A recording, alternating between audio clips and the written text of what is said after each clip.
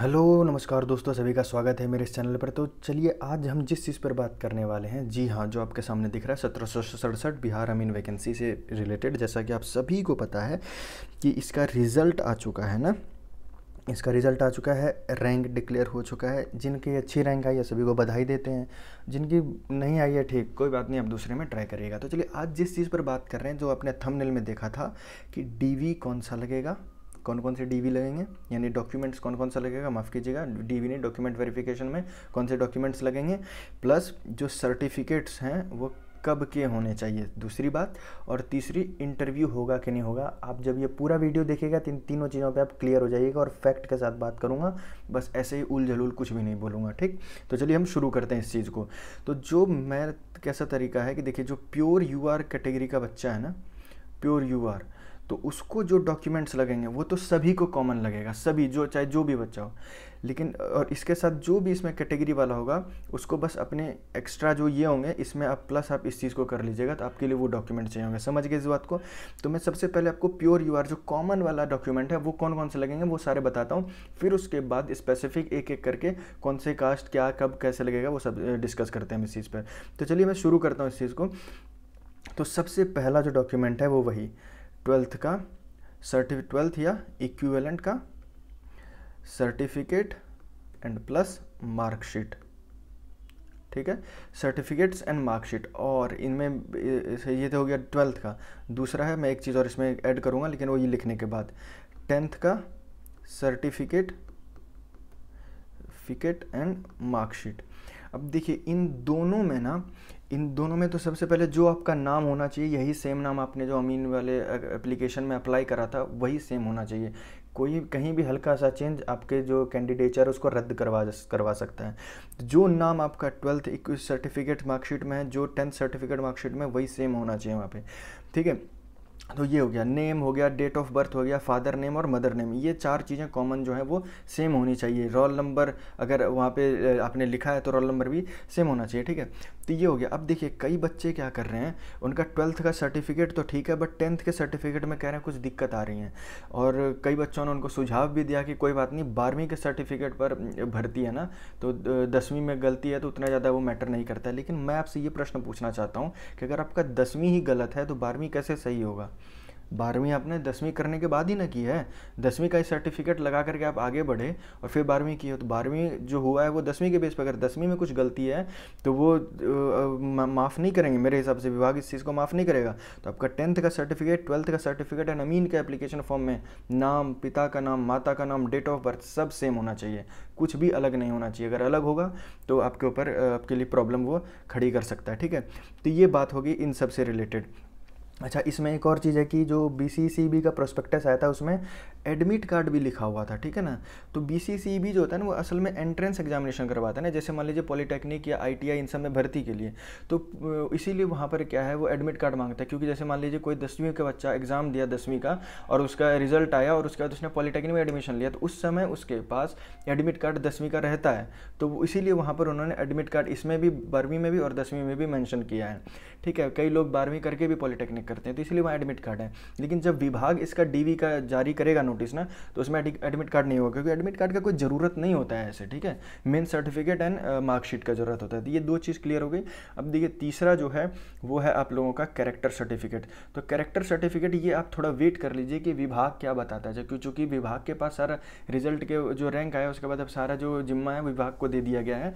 तो विभाग character certificate के लिए आप लोगों को गाइडलाइंस बता देगा कि आप लोगों को जहाँ आप पहले पिछला जो आपका संस्थान जहाँ से आप पढ़े हैं वहाँ से चाहिए या फिर एसपी ऑफिस से बनवाना है, ठीक है। जैसा भी रहेगा या कहीं और से भी, कोई और भी हो सकता है ऑप्शन, तो वो विभाग आपको बता देगा इस चीज़ के लिए। तो कैरेक्टर सर्टिफिकेट तो ये हो गया।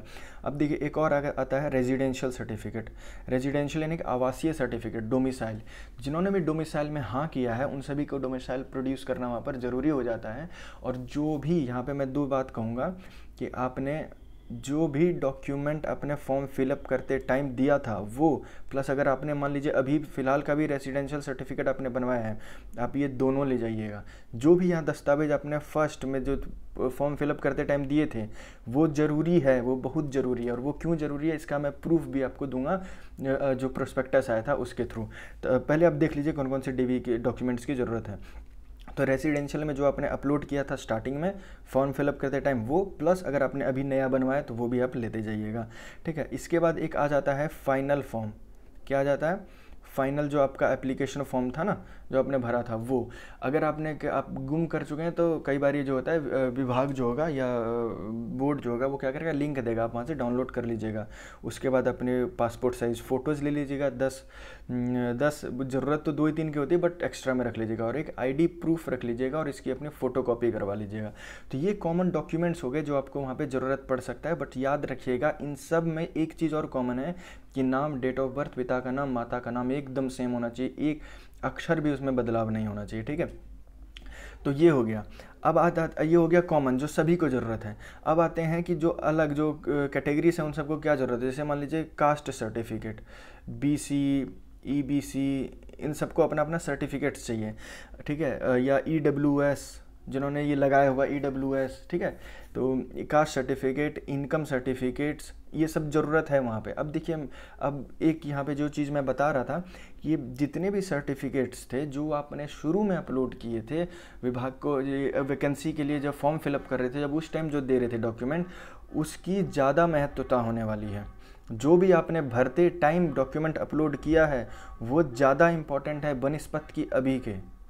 उसका क्या कारण है कि इसी बेसिस पर पूरा सिलेक्शन आपका चल रहा है, इसी बेसिस पर आप पूरे वैकेंसी में टिके हुए हैं।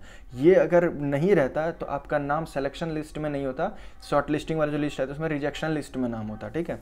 तो ये वाला होना, जो आप जब फॉर्म फिल कर रहे थे तो उस टाइम जो आपने डॉक्यूमेंट्स दिए हैं, कास्ट, आपका इनकम सर्टिफिकेट, EWS, जितना भी है वो होना ज़रूरी है। प्लस अगर आपने अभी बनवाया है, कुछ उसमें चेंज हुआ है तो आप उसको भी ले जाइएगा, लेकिन पुराना वाला बहुत ज़रूरी है, ठीक है।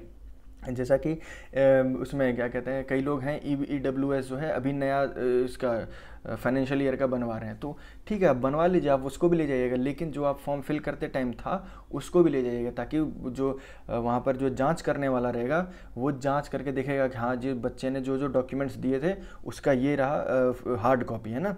अभी तो उसके पास, विभाग के पास क्या होगा, सिर्फ और सिर्फ सॉफ्ट कॉपी होगी उसकी। अभी उसके बाद जब आप उसका हार्ड कॉपी दिखाएंगे तब उनको विश्वास हो जाएगा, फिर उसके बाद जो नया आप बनवाएं वो दिखा सकते हैं कि सर इसमें अभी नया का मैंने ये बनवा लिया, ठीक है। तो ये हो गया। तो यानी कि जितने सर्टिफिकेट्स हैं वो आपके पहले के चाहिए, पहले के होना बहुत ज़रूरी है। अब देखिए इसका मैं आप सभी को कारण दे देता हूँ क्यों मैं ऐसा कह रहा हूँ। अब देखिए मैं ऐसा क्यों कह रहा हूँ कि उसके पहले का होना चाहिए, ज़रूरी है वो। देखिए आप ये पढ़िए, आरक्षण कोटे आरक्षण नीति, नियुक्ति के लिए इस कंप्यूटर बेस्ड ऑनलाइन हेतु ऑनलाइन आवेदन भेजने की आरंभिक तिथि तक निर्धारित लागू आरक्षण संबंधी बिहार के नियमों और नीतियों का पालन किया जाएगा। यानी कि आरक्षण के लिए जो भी इस फॉर्म के अप्लाई करने की प्रारंभिक तिथि थी उसके पूर्व जितने भी नियम है उस दिनांक तक, यानी कि जो जिस दिन से आवेदन शुरू हो रहा था भरना उस तक जो भी बिहार सरकार का नियम था आरक्षण को लेकर के उसको क्या किया जाएगा, उसका पालन किया जाएगा। अब बताइए जिनका भी कास्ट सर्टिफिकेट, EWS और भी जितने सर्टिफिकेट्स हैं वो जो थे आवेदन भेजने की आरंभिक तिथि तक जो भी निर्धारित नियम हैं उसी के तहत ना बने थे। चाहे मान लीजिए कोई BC का कैंडिडेट है, उसका जो भी सर्टिफिकेट बना वो उसका जो आरक्षण नीति था बिहार सरकार का उसके तहत BC के लिए जो भी उसमें कोटा डिसाइड किया गया था वो आरंभिक तिथि तक जो था उसी के आधार पर ना अपने वो सिलेक्शन हुआ है आपका। तो क्या कहने का मतलब है यहाँ पर कि आरंभिक तिथि तक आपका जो भी डॉक्यूमेंट है वो होना चाहिए। उसका कारण ये है क्योंकि आपका जो भी आरक्षण है या जो भी आपका कैटेगरी कास्ट लगा हुआ है वो कब से लागू हो रहा है, तो आरंभिक तिथि से। तो उसके पूर्व कई चीज़ों का होना जरूरी है ताकि ये चीज़ सिद्ध करे कि हाँ हम आवेदन के आरंभिक तिथि तक हम जो थे इस कास्ट के लिए हमने अप्लाई किया और हम इस कास्ट में या इस EWS का जो सर्टिफिकेट है हम इसमें एलिजिबल हैं। तो ये चीज़ उसको प्रमाणित करेगा। प्लस आपने अगर मान लीजिए EWS अभी का भी बनवाया है, करंट फाइनेंशियल ईयर का भी, तो वो ठीक है। लेकिन अगर मान लीजिए सिर्फ आप इसी फाइनेंशियल ईयर का ले जाइएगा और पुराना जो आपने अप्लाई करते टाइम डाला था वो नहीं ले जाइएगा, तो मेरे हिसाब से आपको पक्का प्रॉब्लम क्रिएट करेगा। क्योंकि क्या प्रूफ है कि जो आपने उस आवेदन में दिया है सर्टिफिकेट वो सही है या गलत, उसको आपको दिखाना तो पड़ेगा ना। उनके पास अभी सॉफ्ट कॉपी है, वो तो सॉफ्ट कॉपी देखेंगे और उसके बाद आप हार्ड कॉपी दीजिएगा, तभी ना उनको बिलीव होगा। तो ये चीज़ मैं कहना चाह रहा हूँ कि चूंकि आरक्षण जो है वो आवेदन की आरंभिक तिथि से लागू हो रहा है, तो आरक्षण के तहत बनने वाले जितने भी सर्टिफिकेट हैं वो सब आवेदन की आरंभिक तिथि तक के भी होने चाहिए, ये निश्चित है। नए बनवाए हैं तो वो अलग बात है कि उसमें वो भी ले जाइएगा, तो पुराना और नया दोनों आप ले जाइए, ठीक है। तो ये दूसरा मैटर हमारा क्लियर हो गया। पहले मैंने बता दिया डॉक्यूमेंट्स कौन कौन से लगेंगे, अब मैंने बता दिया सर्टिफिकेट्स कब के होंगे, कब के होने चाहिए। अब आ जाते हैं, बात हम कर लेते हैं कि क्या इंटरव्यू होगा। तो इंटरव्यू मैं कह रहा हूँ कि होगा, ठीक है, इंटरव्यू होगा। अब मैं ये क्यों कह रहा हूँ मैं वो भी दिखाता हूँ, और वो भी फैक्ट के साथ। तो जितनी सारी बातें सिर्फ मैं तर्क संगत बातें कर रहा हूँ, कुछ कुतर्क बात कर रहा हूँ, तो आप मुझे कमेंट में ज़रूर बताइएगा। चलिए मैं आपको दिखाता हूँ। आप इसी प्रोस्पेक्टस के सबसे आखिरी में आ जाइए, जो लिखा हुआ है अन्य निर्देश का 16वां भाग जो है, आप यहाँ पे आ जाइए। तो यहाँ क्या लिखा हुआ है कि मेधा सूची प्रकाशन के उपरांत इंटरव्यू में मूल प्रमाण पत्रों, अभिलेखों की आदि से की सघनता से जांच की जाएगी। जितना देखिए इसमें इस पॉइंट को जितना मैं समझ पाया हूँ कि इंटरव्यू तो होगा बट कैंडिडेट का नहीं होगा, कैंडिडेट के डॉक्यूमेंट्स का इंटरव्यू होगा, उसका जाँच पड़ताल होगा, है ना, उसी को वो लोग इंटरव्यू करें। इंटरव्यू का मतलब क्या होता है कि आप जो कैंडिडेट सफल होकर के आए उसको आप जांचिए कि वो किस तरीके, क्या वो इस काम के जो काम जिस पोस्ट के लिए भर्ती निकली क्या वो काम कर पाएगा कि नहीं कर पाएगा, यही होता है ना। तो यहाँ पर जो इंटरव्यू होने वाला है वो इंटरव्यू आपके बारे में इंटरव्यू नहीं होगा। ऐसा नहीं होगा कि आपको अमीन के बारे में पूरा पूछा जाएगा क्या होता है क्या नहीं होता है, बिकॉज विभाग जो है शैक्षणिक योग्यता में 12वीं दे रहा है और 12वीं को इतना कुछ जानकारी रहती नहीं है। तो इस चीज़ के बेसिस पर मैं कह रहा हूँ कि इंटरव्यू होगा बट आपके डॉक्यूमेंट्स का होगा। अगर आपके डॉक्यूमेंट्स फर्जी निकले, गलत निकले, तब आपको बाहर कर दिया जाएगा। तो इंटरव्यू होना है बट किसका, डॉक्यूमेंट्स का। तो ये क्लियर रहिएगा।